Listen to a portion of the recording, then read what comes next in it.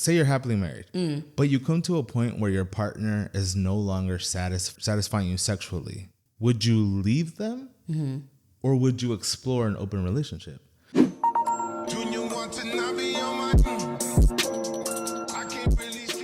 Yeah, you were not. The mic was letting not. you do your thing. Oh, that's awkward. Hey, y'all. It's your girl, KC. We are tuned in to episode 2 of Dare to Freaking Talk. Season 4. This is our 4th season. I'm pretty excited. Sorry, can I just say that's amazing? I try. Try harder. No, I'm just kidding. He's like, no, that's good, but go harder. As you can tell, I have my friend Yessie again. I am so excited about this episode. Well, this season. So this season, we're talking about like fucked up love. Love in all the wrong fucking places. I didn't know we were doing that. And so I think I've had a lot of thought process about this season. And so I'm excited to get different perspectives. And so I'm being very mindful of the people I'm having on because I want to make sure that there's different point of views, right? And I think you and I have conversations all the time. And it's like, damn, that's deep shit.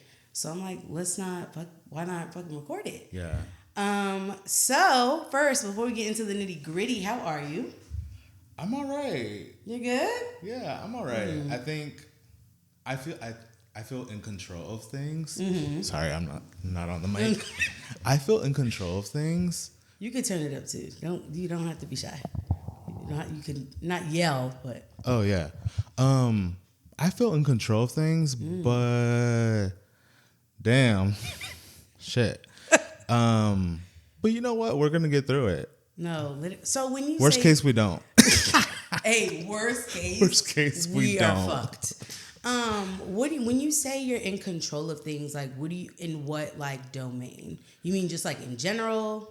I feel like I've like been sharing this a lot, and so I'll keep it very brief. I saw a psychiatrist again like 6 months ago. Nice. And we got on something.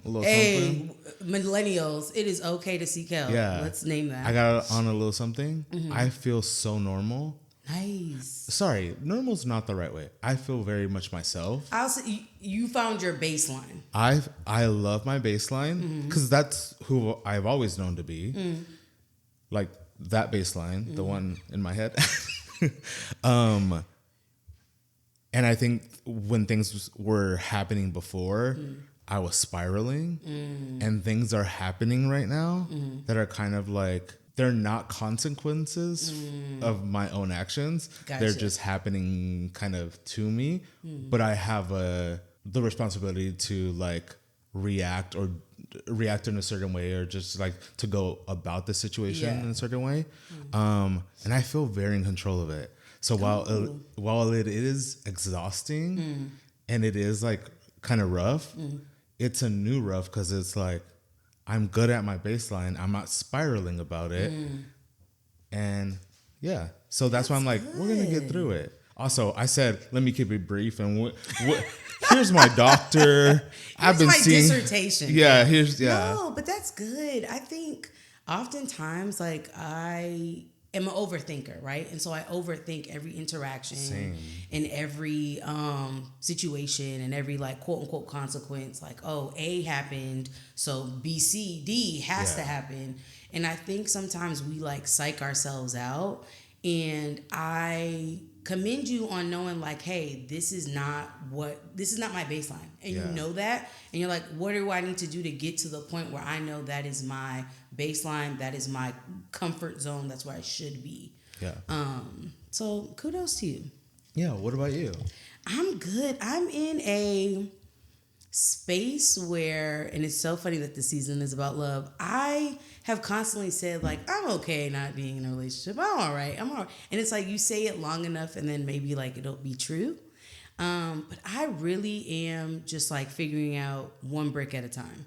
Like I can't, when I think of love, I think of the shit that we were fed or given as kids. Like, oh, it's just like fairy tale and it's gonna like, oh, you're Prince Charming. And it's like, it's not gonna happen in this like order of like, I graduated college, I'm gonna find a husband, I get a job, you know what I mean? And I think I'm in a space where I'm like, shit is happening out of order and I'm okay with that. I'm not stressed about not having shit that I want at this moment because it's going to happen. It's just not and it's honestly, it's not my plan. Yeah. It's the big guys. Well. Shit. Yeah, we've definitely been fed a lot or indoctrinated to think a certain way when it comes to love and relationships. And yeah, I'm on the same boat. I do think that we don't talk enough about feeling lonely in that aspect. Yeah. I think for the longest I've always been like, oh, I'm so fulfilled by my friends and family. They're not cutting it. At some point, they're not hitting the bar. You want more. Yeah, you want more. And I was like speaking to a mental health professional. She does a lot of like community work. And she was like, people aren't saying they're lonely enough. And she's like, just say it. Like she was like, it's okay to be lonely. My name is Khadijah. Hurry up, because I'm next. And I'm lonely. My name is Jesse, and I'm fucking lonely. No, but that's such a good point. And it's not a bad thing. It's not, but I feel like everybody makes, damn, that bitch is a lonely fuck. Like, you know what I mean? Like, but we're not lonely because it's like, sorry, finish your thought. No. I think you were about to hit the point of like, yes, lonely for sure, cool. But like, it has this like negative vibe to it. Like, if you go on a solo date, right? You go by yourself, you're vibing. It's not a problem. Yeah. But other people make you feel like, oh, you're a loser or you're alone, you can't get a date. And it's like, no, I chose to be with myself. Solo trips, solo dates. Heavy on solo trips. I mean, you do everything else alone. I mean, yeah. Mm-hmm. Yeah, we're lonely in certain aspects, but like also like, yeah, no, I still have my friends and family. They're still great, but I want more. Right. Yeah.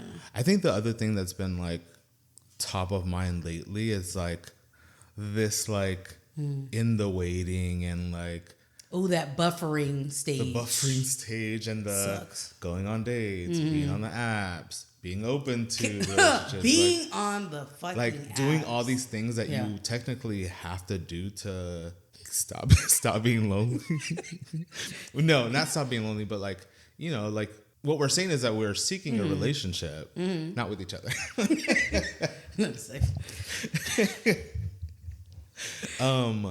But there's things to do. Like we can't sit at home and think it's gonna come. I know, and I really have to stop like being in that space of like so bitches now they like to be like, I'm a homebody. No, you're not. You're intruding on our culture. I'm a homebody. I don't like going out. Now, if you were to be like, hey, Khadijah, let's go get drinks, for sure, I'm going to go out. I rally, right? I'm a rally girl. But I like being in the house. I like being being able to binge watch Netflix and chill. I'm very low key. But I've learned that like you're not going to find a partner being in your apartment. Yeah. One of the things I really want to do this year is like do a lot more, I don't know what you would call it, like social activities where I don't know anyone. Ooh, networking. Right? Would that be considered? Well, shit, yeah, I got a network because I need a new job, but... No. Anyway, if you are hiring and you live in the Texas, Houston area... Nah, you don't got to live here. Damn. It needs to be remote. No, I'm just kidding. But no hybrid over here. Fully remote. I'm down for a little hybrid. I don't know. You are? Because I like hanging out. You know I like hanging out. Okay, because you like the social, like to be... Yeah. Oh, I guess. But what was I going to say? I would eat up remote. What was I going to say? Right before I was like, yes, doing stuff. Good that you found it. Yeah. Who? Buffer. Backspace. Like, okay, so I really want to do like a pottery class. Ooh, okay. And they do like group classes. So I really want to do that and just like, you know, meet people there. I go to spin every day, but I go with my best friend. Aww. So it's kind of like I don't talk to anyone. Because you have your person already. Because that's valid. But I could be a little more social there. Like, I'm trying to think a bit of a community there. Ways that you can.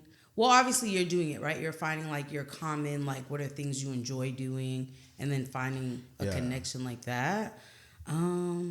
It's also, there's like on what is that called? Eventbrite or whatever. Oh yeah. They have like social networking events as well. See, no judgment, but I don't want to be that intentional about it. Like, you want to just stumble. Yeah. Oh shit, you like spin too, bitch? Oh, I love it. Yeah. Okay, that's like valid. already doing the things I love and just stumbling. Yeah, just oh hey. Yeah. Oh shit. Oh, you like I've seen this you shit here too. 100 times. Yeah. Okay, that's valid. Because, and I get it. There are times where there are people who like those, like the Eventbrite. That's like, no, you're going to this to meet someone, or like to meet people. Yeah, it's like a cult for friends. Yeah. Yeah. We're all just gonna sign that dotted line. Hey, you guys need a friend? I like need it. a friend. It almost seems a little aggressive for me personally to go to a space and be like, that seems like networking to me. It's like, I'm here to network into friends. Yeah. Oh, no judgment. Yeah. And I know there's a lot of judgment right now, but like, I know you're seeing the judgment, but there's no judgment. I just personally, You just can't. I can't. No, but I think that's valid too. Like, yes, I want to build connections, but building connections doesn't necessarily mean I can only do that one way. Yeah. Or there's only like one option.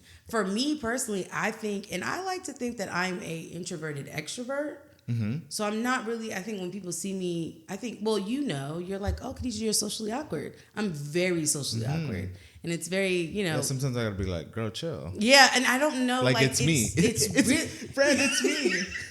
It's really weird because I'm just like, oh, okay. So for me, I feel like I would need to be in a space like that in order to because it's like we're all doing it. Yeah, like so. And we're live, we're on stage. You gotta get it. Yeah. I can be on because we're all on. Yeah. But if I'm in a space where it's like we're kind of like chill, and I'm like, ooh, fuck, like damn. But then it could be that idea like that they were saying of like loneliness, like maybe in spaces that are bustling and like we're all here for that reason. It doesn't feel so like I'm not alone. We're all there for the purpose of networking. Yeah. Versus like, okay, if we're going to Pilates, bitch, I don't give a fuck what you got going on. I'm dying on this fucking Pilates machine. I mean, people who speak during a workout class. Oh, sick. Shut the fuck up. Sick. And it's like, girl, we get it. You're on class 150. Can I tell a story? Yes. So today I was at Spin, and I actually canceled last night. And then this morning I was like, no, I need to go. Come on, dedication. I was waiting for you. Hype me up. So anyways, I'm at Spin. I'm fucking dying like I am every time, about to pass out. Jesus. Mostly because I didn't eat before, but skinny. No, y'all need to eat. No, eat. Please eat. I won't be, but yeah. But you eat. Yeah. So there was these two girls on the second row. There's 3 rows. I sit in the back because I'm like, I know my place. Like I know my level at Spin. And you're not at the like front center. Yeah, because I'm a ride saddle for most of the songs. Yeah. But if you're on the second and first row, you get up. No, you have to get up and be on beat. Yeah, the lights are on you. Yeah, the lights are. Oh, I'm watching you. You're not motivating me. Yeah. Like how am I? Yeah. Anyways, so there was these 2 girls on the second row. Mm-hmm. The second row. One of them flags down the instructor during class. Like flags her down. Okay. Flags her down. Where the fuck is this going? And I'm like watching this. I'm like, what's going on over here? Because they were just like, honestly, like 3 seats beside me, but like the row in front of me. In front. Yeah. And I was like, what the hell's going on over there? Because they had some issues before. Yeah. In the same class in the beginning, and I was like, what's going on here?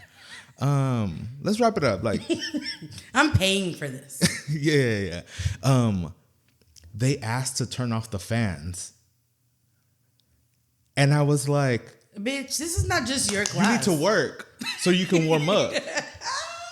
Because she said she was freezing because she went like this. But you're in a no. That's too much. You're in a workout and in class. my head I was like, honestly, I'm gonna be petty and wave her down and be like, turn these fucking fans on. But I was like, let me not do that. Yeah. And I almost did it because my best friend who I usually ride wasn't there, and I was like, because usually I want to be mindful, like I'm always with her. I don't want to be like embarrassed of other people, but you know me, if I'm alone, no, but I don't. Oh, I hate you. He's like, if I'm alone, I'm taking it to the hoop. Oh, no. You know, if I'm alone, I'm making a scene. No, but in that instance, and this is something that low key bothers me, is like people think of themselves in public spaces. They think of themselves and not the whole group. You're in a workout class. No bullshit. Not every, and I mean this with so much fucking love. Not everybody is using jabón y agua. So you're coming in, working out, and you already have an odor. You already smell, right? And then, sometimes it be smell like ass in there. I'm like, do you know what I mean? You didn't wipe shit. Because it's a workout class. So there's already an aroma. The fan is not to keep it cool. It's to ventilate that bitch. Well, that too. But but I need to be kept cool before I overheat. Because I always reference that, you know, that meme or whatever, or that post or whatever, where your heart is like, if you don't stop, I will. Yeah, we need the fans. Anyway, so then, okay, back to my story really quick. Let me wrap it up. So then she's like, it's cold. And then I was like, in my head, I was like, people are dying here. Like, we need the fan. And then so I was looking at her, bro, she was not doing the workout. She wasn't doing the workout. So then after class, I waited because I was like, oh, I want to talk to the instructor. Yeah, I need a one-on-one. Yeah. And also because I've never really like told her how much I appreciate her class. Ooh, love it. Start with the high, give a little bit of feedback. Yeah. So I was like, and also she had like told a story, and I anyways, that's beside the point. So I was like, always a fucking pleasure. Because she talks like that. Like, she's always cussing. And I was like, ooh, I love her. I love That's her. a love language. Cussing. Yeah. I was like, always a fucking pleasure. And she's like, same. Like, anyways, you know, whatever. And then I was like, and then you turned the fans off on me. I told her. You turned the, and so I almost died. Passed out, flatline. You turning off those fans for her was not the Caroline I know during the week. You're lying. And she was dying. And she's like, oh my God, fucking hilarious. Like, and she was like, what was I gonna do? This girl's flagging me down to turn off the fans, not turn them off. And I was like, yeah. Anyways, moving. That would have fucking irritated me. Like, yeah. And that's why I thought about it. I want to flag her down. Turn these fucking fans off. Yeah, no, you should have. My thing is, I'm paying for the class just like you, mama. Like, no. And I'm actually doing the class. See, and I think in that instance, that would have irritated me more. I get it. If you're working out and you're doing it and you're sweating and there's work ethic on you, cool. All right. Also, so many of us go in there with a sweater and then take it off. Where's your sweater? Oh, see, she's not on her Zoom. Girl, she wasn't on shit. Not only was she not on her Zoom, she wasn't on the beat. She wasn't on, like, she was barely on the bike. Like, you're killing me. Okay. Sorry, we completely derailed this conversation. No, but this is great. This is lovely. So, speaking of flagging shit down, I flagged down a show on Netflix. A movie, I'm sorry, not a show. It was a film. And it is called Good Grief. Now, if you're somebody that has not watched it, I highly recommend. I give it a 10 out of 10. The way I would summarize the film, I would say that it's one of those things where it's not, I think the writing was good, right? But it wasn't complicated, if that makes sense. Oh, yeah. Very simple, but that doesn't take away from the power of the film. And so I told Jesse, I was like, hey, like, can we talk about this film? What were your initial thoughts, like, when you saw the film? I loved it. I agree. It was super simple. It wasn't long. It felt more like an episode as opposed to like a movie. I just like really connected to all the characters because I was like, whether it be currently or like in the past or whatever, like, you felt at one point in time you've experienced that. All of those characters. And also just like what we were talking about, like feeling like lonely and things like that. So just like it all resonated. Yeah. Also, like, I don't know if you've lost someone, but like I've lost someone. And so, like, grief was very prominent. Yeah. Grief was there. And then also one thing that I was thinking was just like grieving other things, not necessarily people, but just like the idea of things. Ooh. That's something that I've like really been like, like kind of like working through, just like grieving certain things, like the idea that like, for example, like I was supposed to be somewhere at this point in my life, or I don't have something that I really want, or like similar to how we were talking about like loneliness when it comes to relationships. Like I don't have that thing, so you're almost grieving that fact absence. that that is not there. So to give y'all a little more context, spoiler alert. So if you want to like fast forward, skip, whatever you got to do that. The film is very much so. This is partners, and it seems like on the outside, I love how the beginning of the movie is like, oh my God, one is the life of the party, the other one is like the one that like just keeps things in order and very much so like plays the back almost. And he goes, leaves, gives him the Christmas card, bitch, and then gets in the cab, and then car accident, dead. I mean, I don't know how else to nicely say it, but he like died. Just dead. Yeah, dead. And this guy, now who's a widower, is like left to process those feelings. And I mean, when you think about losing someone, I've lost somebody before, right? And like lost a couple people, but never a spouse, like never a partner. Yeah. So I can only imagine how that complicates grief even more because, you know, y'all are one essentially. And so I think he's like going through that process and having a hard time. Like, it's just like, fuck, like here, my whole world was this person. Yeah. I was so enthralled with making this person happy and making sure that they needed me almost. And then there's this part in the movie where he names like, he was like, I was okay with the open relationship, not because that was like a thing I wanted, but he was like, I didn't want to lose him. I loved him. And so that made me think of like, when you're in love, it's so easy to get love and infatuation morph together and think that it's the same. And it's not. Infatuation is like, I love the idea of you. I like need you. It's like a crackhead needs crack, right? They're infatuated with the crack. They need it so bad. And so it's like, when you, it's a great analogy, Keisha. When you are infatuated with somebody, it's not love. You're obsessed. No, yeah. Hard transition. No, not even a hard transition. No, I completely agree.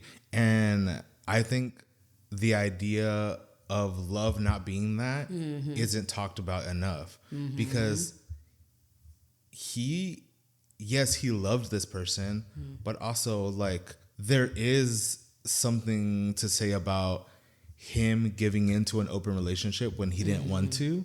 Like, had he loved himself and that person even more, both himself and that person even more, in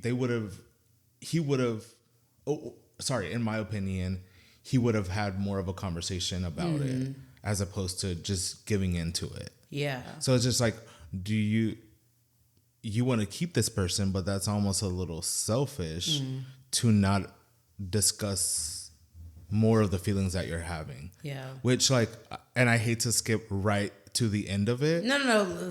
Right to the end of it, which goes into what the financial like person says. Like you have to accept pain to accept love. Like if you don't want to feel, sorry, what does she say? I have it here. I think I know. I think you can't have love without pain or something. She says to avoid sadness is to avoid love. So it's like instead of him giving into that without having a discussion about it and like accepting the sadness that comes with that, or like the whatever like, you know, inconvenient feelings that come with that. Yeah.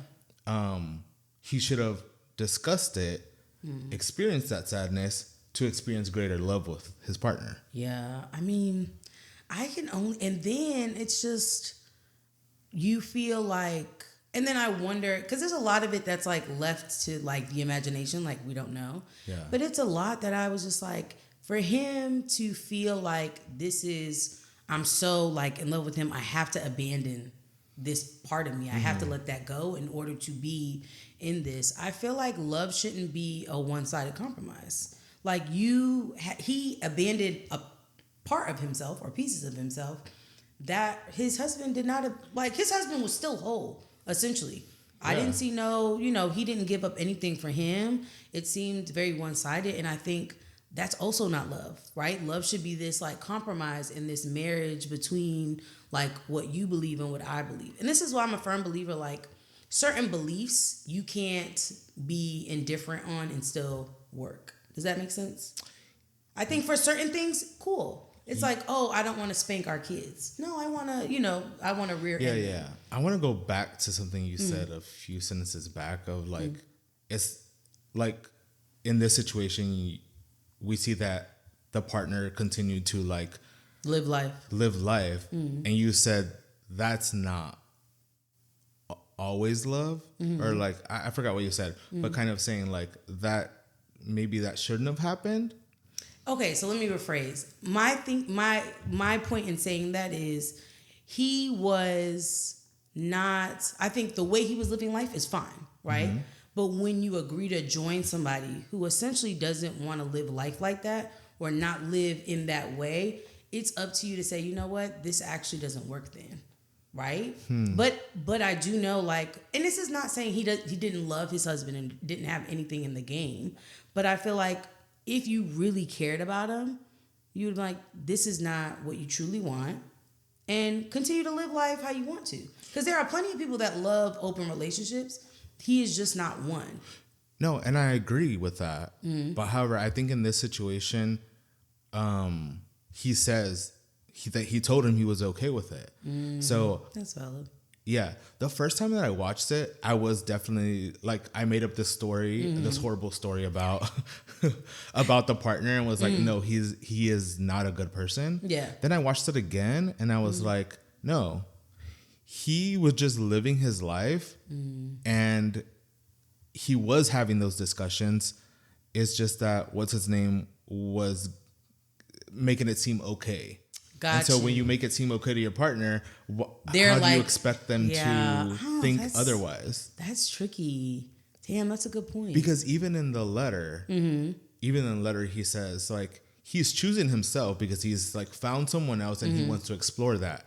He doesn't say that he wants to leave him. He just wants to continue exploring this like newfound like relationship, which goes a step further in like open relationships. Like that's a whole different conversation. He doesn't say he wants to leave him, but he does say he wants to have more of a discussion and expects there to be a lot of discussion. So it's not like, hey, I'm going to leave you for this person, which is what I thought about initially. Yeah. But then I saw it again and I was like, no, he said he's just letting his partner know he has found someone else. He wants to explore it. And he wants to have more discussion about it. I don't know. I'm seeing this face. I mean, no, it makes sense. Absolutely. I don't think you're making that up. But I think, fuck, he's better than me. Because I could not. It's not for everyone. It's really. It's not. Okay. I'm very much so. I know for a fact I could not do an open relationship. My rationale for that is I don't like the term territorial, but like, if you are with me, you're with me, I'm with you, right? We're locked in. And I think once you add in a third party, that kind of muddies up, like, I guess, loyalties. Like, who are you loyal to? You can't be loyal to multiple people, realistically speaking. Can I pose a scenario to you? Yeah. Okay. Say you're happily married. Okay. You have found your person. Yeah. Okay. This ain't real wood, girl. But I'm a virgin. I'm just kidding. Okay. Happily married. Happily married. Okay.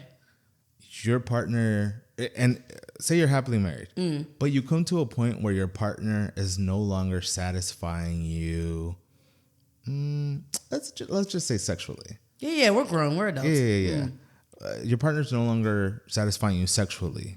Ooh, okay. You get to a point where, they're not satisfying you sexually.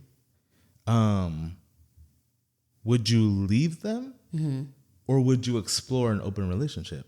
Because you love this person so much, so it's like you don't want to would you just throw away the whole relationship, or would you have a discussion about an open marriage, open situation, so that your needs are met instead of just throwing it all away.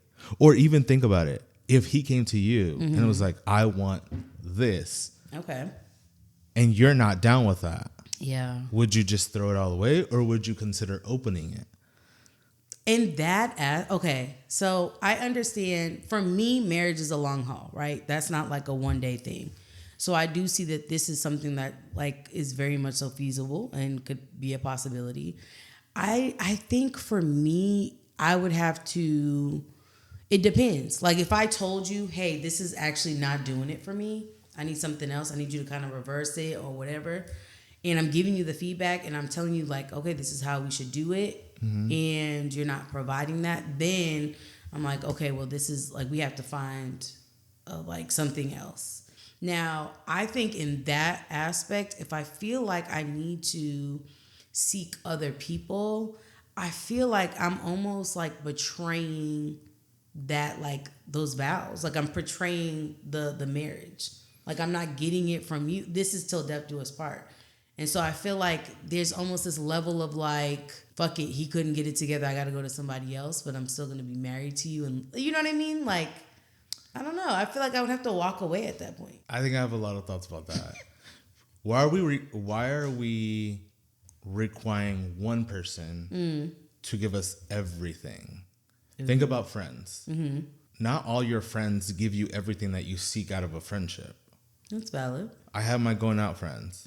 I have my like hanging out at home friends. Yeah. Like I have my spin friends. I have my, I have friends that like for different domains. Yeah. For different domains. Why can that not be the same? I'm not saying like have he all came these. on here and was like, bitch, give me the fucking mic.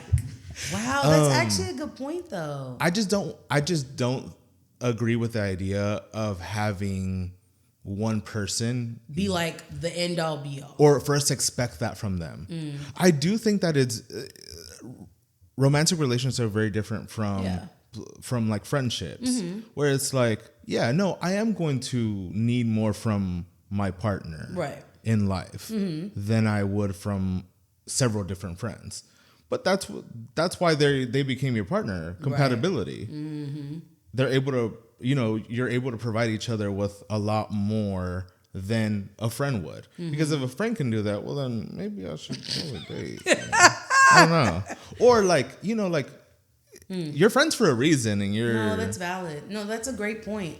I guess, and I think it goes back to what we were saying too in the beginning of like, I think that we're fed this premise of love, right? When you think about it, and I think this is more so like a girl thing, or whatever. I'll say a girl thing, because I think we're taught or spoon-fed very early on, like the Cinderella story, the Beauty and the Beast story, right? And it's like this damsel in distress, and it's like, oh my God, I can't figure it out until I get my knight in shining armor. And they always make it seem like that is your knight in shining armor is your person. That's the person that's going to get you through danger, protect you, provide, and this, that, and the third. And so getting that throughout my life and upbringing, I've seen it only as, and this is not to say like my husband's the only person that can provide these things. Like you said, like I can get that from friends, but it's to say that like I've been told that this is like, that's what marriage is. Marriage is like you thug it out, y'all will get back. Michelle Obama even said, "Oh, I didn't like Barack for 10 years," right? And it's which is wild. Is it wild though? Yeah. Why'd she like? I don't know the ins and outs of their relationship, but if I were to say I didn't like someone for 10 years, 10 years, the fuck? No, yeah. If I don't like you for 10 minutes, you know me. I think I'm like, this bye, show y'all. was not working. 10 years? Yeah, it wasn't working. Yeah, I know. Yeah. Those ideas set you up for failure. Yeah. I mean, how many relationships have we seen completely fail? Bitch, crash, burn. Or not even that. How many people have we seen go to someone else and that fell, and go to someone else and that fell? Like, nah, that's real shit. You made me think. You're making me think about like love in a sense of like, it's not always going to be, it's kind of like a fingerprint, right? Everybody's fingerprint is different. And I think love is going to feel and be different for different people.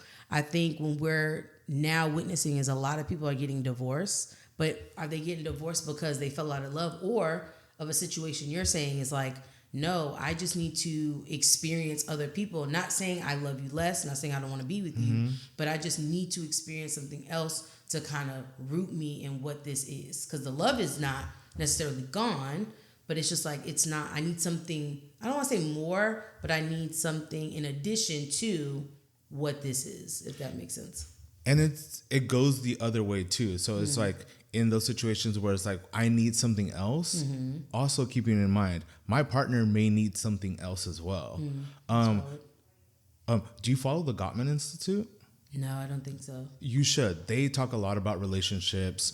One thing, and don't quote me on this, but like one thing they talk about is like wanting your partner to pursue basically their dream. So, you know, like we see it in a lot of relationships where it's like, oh, I've had to sacrifice everything so that my partner can pursue their dream, basically. Got you.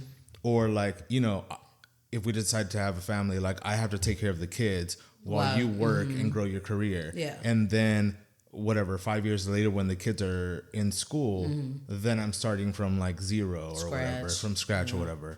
Or, you know, just things like that. Or like so-and-so wants to live here. Yeah. So now we're moving here, but my family's over here and I don't want to move. Things like that. Like people sacrifice a lot, but they talk a lot about like having this open conversation of like, I want you to pursue your dreams, because I think that like in a way that might get you both to a point where you're being more fulfilled than you would be in just saying like, yeah, we have to do all this so that my partner can do this thing.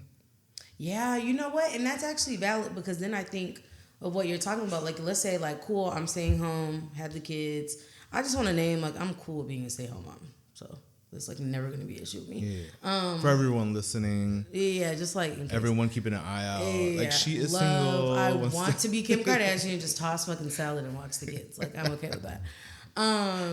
But I understand like at some point there's this level of resentment. And I think your point is valid. Like if we're each making sure that like, okay, I'll compromise like watching the kids, but I get to do my like, I don't know, bowling hobby. Right? Or whatever the case. I don't know. Some people like to bowl. I didn't say anything. But, I didn't say anything. But I think, you know, like there being a compromise. And I think oftentimes like people say like, oh, we're compromising. But is it really a compromise? Am I really getting something that I truly want in the end? Because I think just because you're getting something doesn't mean that's something that you want. Well, yeah. I mean, that's what the main character in the movie talks about. Like for the past 15 years, so his like mom passed away. Then he got in this relationship and he stopped like doing all the things that were very much him. Yeah. And just like invested all of his time into his partner and into his partner's dream. Yeah. And so now that his partner's gone, he's like, what do I go to? Yeah. Like you're starting. Yeah. You don't know where to start. He doesn't, you know. Like he says he's an orphan, he's a widower, and he is not doing what he loves. It's hard. Like when I watched this and I was just like, it's one thing to like grieve your loss of your husband, right? Then on top of that to find out, and I think your perspective is good, right? Of like, no, he's not saying he wants to abandon him or leave him, but he's saying, I want to kind of see where this goes. Yeah. Right? That's still like a mind fuck in itself. Because it's like, here's this guy. No, like realistically, it's a mind fuck for him because, like you said, he's poured everything into this man and has, you know, made sure he's successful and, you know, in a place where he's like happy and like getting all the accolades and success. And then you're left like by yourself to be like, fuck, like what do I do now? Like, what do I have? Kind of a thing. I don't know. So, like, what part of that are you saying is a mindfuck?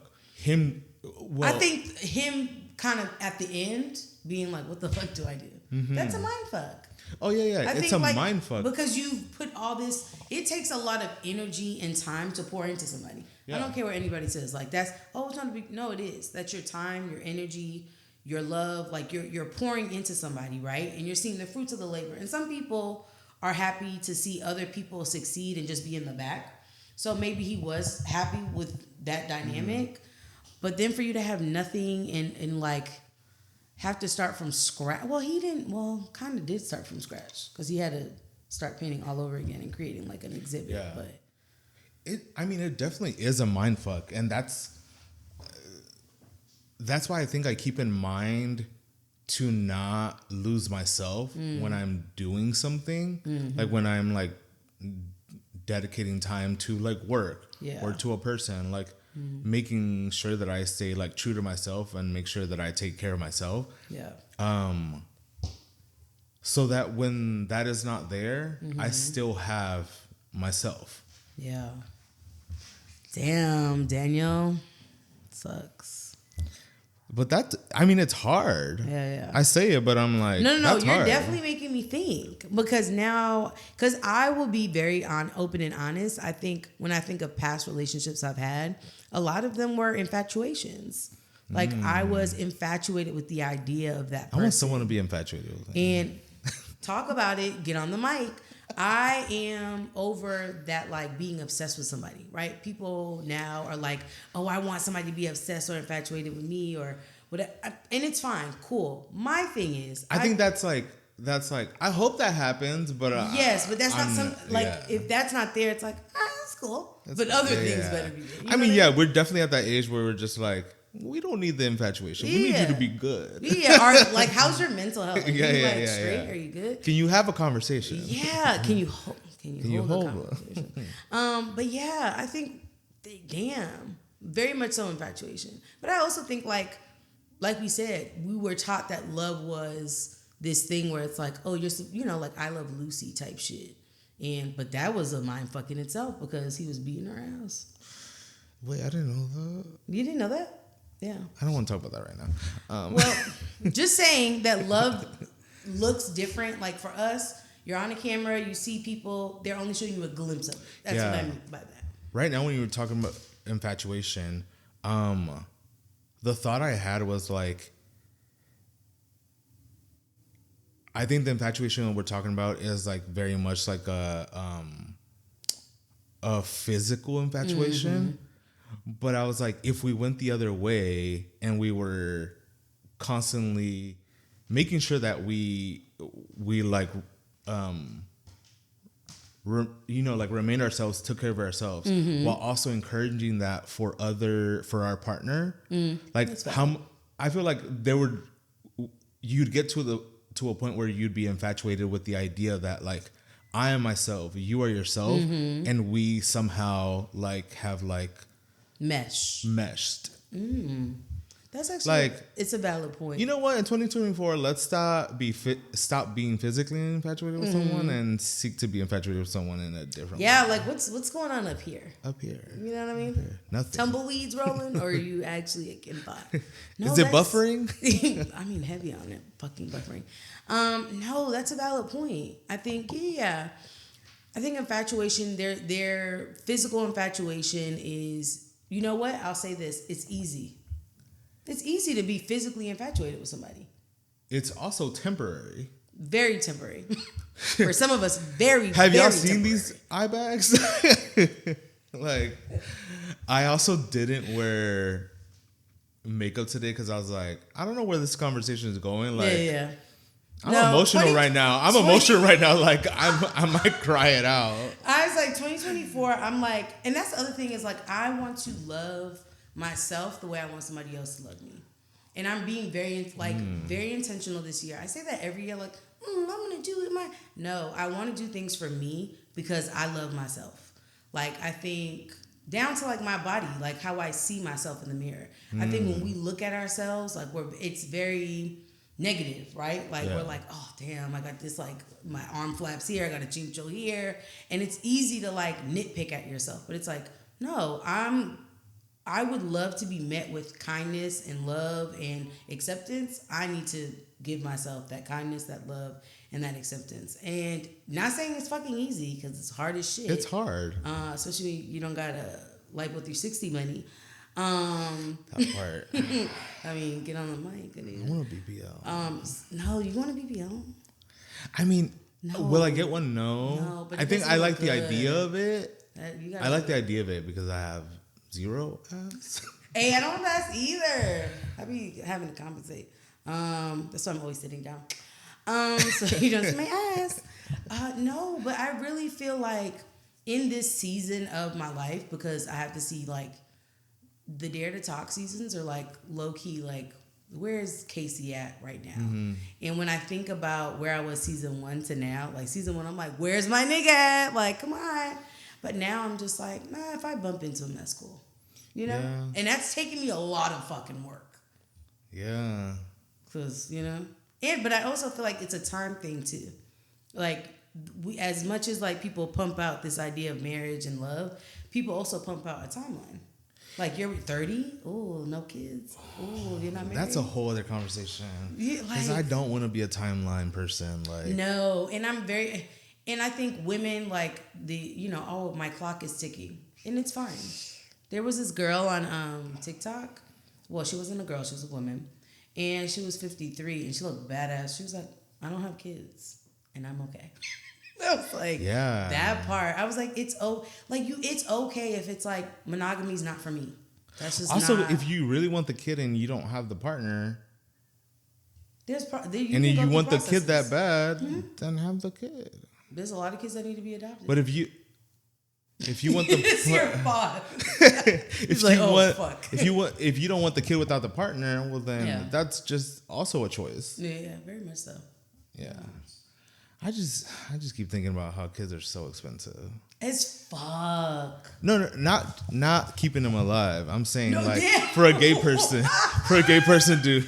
What? No, like for me, like if I want to have a kid, like. Oh yeah, you can't afford even the like. Uterus. Yeah. If I'm giving up the uni, you gotta give up the queen. Yeah. Like even the foster to adoption process is expensive. Really? Yeah. To foster and adopt? That's insane. Foster to adoption, yeah. Oh, I was also, I don't know about this fostering thing because it's like the surrogacy thing. I don't know, like fostering bringing a kid to the home and then you taking it away from me. Oh hell no, we fighting. No, and I would not be okay because you're not gonna tell me you don't grow an attachment. Like you're not. I have an anxious attachment to everything and everyone. Oh, you do. I don't know my attachment style.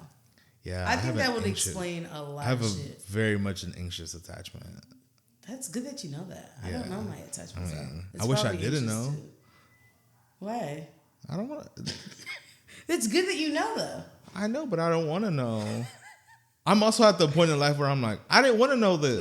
No, facts. The fuck? Don't tell me. I'm okay. Don't tell me. Ignorance is bliss. Yeah. Damn, over here. Oh, wow. Well, this conversation went very deep, and I'm not mad at it. Yeah, me either. Yeah, that was really good. Yeah. Okay, guys. Well, we're going to wrap this up. Ladies, gents. Thank you all so much for tuning in to Dare to Talk, Season 4. It has been a pleasure. Please, please, please remember to hit that subscribe button. Like, comment, and share. Share, repost. I am on the road to expanding my listenership for sure has increased, right? Love y'all. But I really want to get more people to subscribe to the YouTube channel. I'm really trying to drop a lot of different projects and making sure I'm getting that out and to the masses. Jesse, do you have any shout outs you want to do? Oh, shout outs. I don't know. I saw somebody do it on a different video. I was like, I like that. Who'd they shout out? I don't know. Their moms and stuff. Like family, friends. Nah, I got my mom on a 3-week plan. So shout out somebody else. You can shout out yourself. Damn.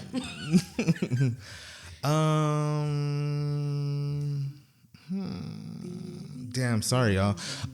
Shout out to my spin instructor. Like, yeah. Hell yeah. Because she's the realest, like, and also like Always a fucking pleasure. Okay, well, thank you, Jesse, for joining us on Dare to Talk. You can trust in me. I can. You said I can trust in you.